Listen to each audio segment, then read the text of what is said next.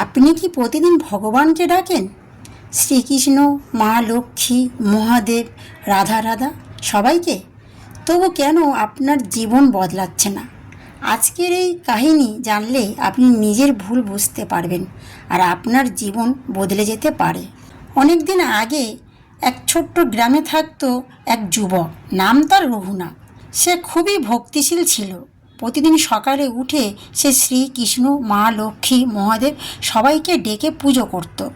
তার ঘরে আলাদা আলাদা করে সব দেবতার ছবি ছিল। সে ভাবত, আমি যত বেশি ঠাকুরকে ডাকবো ততই তাড়াতাড়ি আমার সব সমস্যা দূর হবে। কিন্তু দিন যায়, মাস যায়, তার জীবনে কোনো পরিবর্তন আসে না। দরিদ্র, কষ্ট, হতাশা সব একই রয়ে যায়। একদিন রঘুনাথ রাগে কেঁদে উঠল, হে ভগবান, আমি তো সবাইকে ডাকি, তবু কেন আমার কথা শুনছো না? সেই রাতে সে এক অদ্ভুত স্বপ্ন দেখল। সে এক অদ্ভুত জগতে এসে পৌঁছেছে। সেখানে এক আলোর ঝলমলে সিংহাসনে বসে আছেন শ্রীকৃষ্ণ। রঘুনাথ কাঁদতে কাঁদতে বলল, প্রভু, আমি তো আপনাদের সবাইকে ডাকি, তবু কেন আমার জীবনে এত কষ্ট?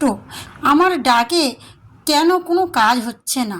শ্রীকৃষ্ণ মৃদু হেসে বললেন, রঘুনাথ, তুমি অনেককে ডাকছ, কিন্তু মন দিয়ে কাউকে ডাকছ না। তুমি ভগবানকে নয়, নিজের স্বার্থকে ডাকছ। রঘুনাথ অবাক হয়ে বলল, আমি কি ভুল করছি প্রভু?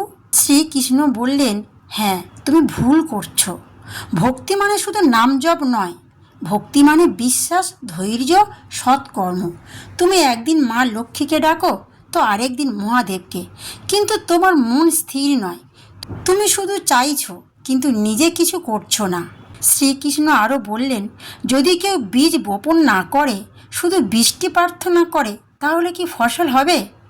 রঘুনাথ মাথা নিচু করে বলল, না প্রভু। পরের দিন ঘুম থেকে উঠে রঘুনাথ বদলে গেল। সে এবার শুধু একাগ্র মনে শ্রীকৃষ্ণের নাম জপ করতে লাগলো। কিন্তু শুধু তাই নয়, সে কঠোর পরিশ্রম শুরু করলো, অন্যদের সাহায্য করতে লাগলো, নিজের মন পরিষ্কার রাখলো। কিছুদিনের মধ্যে তার জীবন বদলে যেতে শুরু করলো। ধীরে ধীরে তার দরিদ্র দূর হলো। তো বন্ধুরা, সব ঠাকুরকে ডাকলে কাজ হয়, কিন্তু মনকে একাগ্র করতে হয়। যখন মন একাগ্র হয় তখন ভগবান সাড়া দেন। আজ থেকে শুধু ডাকবেন না, বিশ্বাস করুন, কাজ করুন আর মন দিয়ে ভগবানকে অনুভব করুন, তাহলে আপনার জীবন বদলে যাবে। তাহলে বন্ধুরা, এই কাহিনী যদি আপনার ভালো লাগে তাহলে লাইক, শেয়ার আর সাবস্ক্রাইব করতে ভুলবেন না। জয় শ্রীকৃষ্ণ।